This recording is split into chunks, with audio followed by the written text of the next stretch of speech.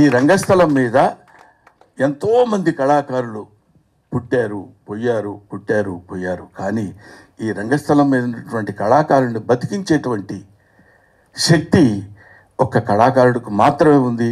వాళ్ళది తెలుసుకుని ఇదిగో తమ్ముడు ఎల్బి శ్రీరామ్, ఈయన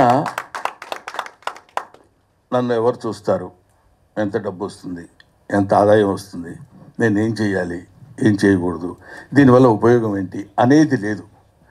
ఏదైనా చిత్తశుద్ధిగా తను నమ్మినటువంటి సిద్ధాంతాన్ని చక్కగా అమలు చేయడానికి నిరంతరం కృషి చేసేటువంటి ఒక అల్పజీవి నా తమ్ముడు.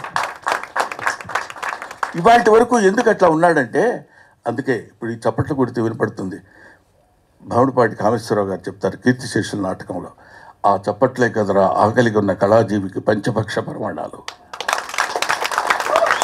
ఆ కళాకారు పంచభక్ష ప్రమాణాలు ఆ చప్పట్లే కదరా కళాకారుని విర్రెత్తింపచేసే ఏకైక సంఘటన. ఆ చప్పట్ల ముందు కరిగిపోకుండా ఎలారా నిలబడ్డం అంటాడు.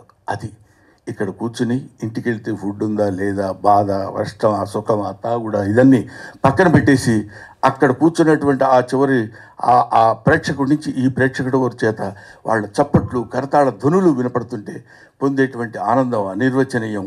దాన్ని ఎవరూ చెప్పడానికి వీల్లేదు, చేయడానికి వీల్లేదు. అంతటి మహనీయమైనటువంటి శక్తి సంపద కలిగినటువంటిది ఆర్ట్. అది ఆర్ట్. చాలామంది ఏమనుకుంటారంటే ఆర్ట్ అంటే ఏదో కళ అని, ఫైన్ ఆర్ట్స్ అంటే లలిత కళలు అని, లలితములైన కళలు అని, అంటే ఫైన్ ఆర్ట్స్ మృదువైన కళలు అని అనుకుంటారు. కాదు, లలితా గాయత్రి యొక్క అంశ చేత పొందబడినటువంటి కళలు లలిత కళలు. ఇది అందరికీ రావు, ప్రతివాడు నటించాలంటే కుదరదు. అది కొంతమందికి మాత్రమే. మా అమ్మాయి సుమ ఉంది. సుమ ఈరోజు అదే మాట్లాడితే ఏదో మలయాళం నుంచి వచ్చింది ఎన్నో, లేకపోతే ఇంకో చోట నుంచి అని కాదు.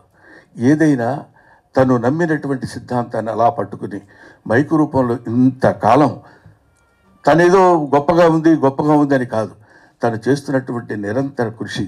వింటున్నారో లేదో తెలియదు, మాట్లాడుతున్నారో లేదో తెలియదు, తనంతట తాను మలుచుకున్నటువంటి స్వయం శిల్పి సుమ. ఇటువంటి వాళ్ళు, ఎందుకంటే ఆ అమ్మాయిలో ఇప్పుడు ఇంతవరకు నాకు తెలియదు తన స్టేజ్ ఆర్టిస్ట్ అని.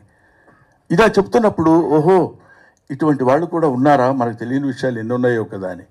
అది అద్భుతమైనటువంటి ఇటువంటి కళాకారులందరినీ ఒకచోట చేర్చి వీళ్ళ మీద ఒక సినిమా తీయాలని అనేటువంటి ఆలోచన రావడమే నిజంగా చిన్నవాడు అర్జున్ సాయి. వారికి నేను సిన్సియర్గా బాటమ్ ఆఫ్ మై హార్ట్, నా హృదయాంతరాల నుంచి అతన్ని అభినందిస్తున్నాను.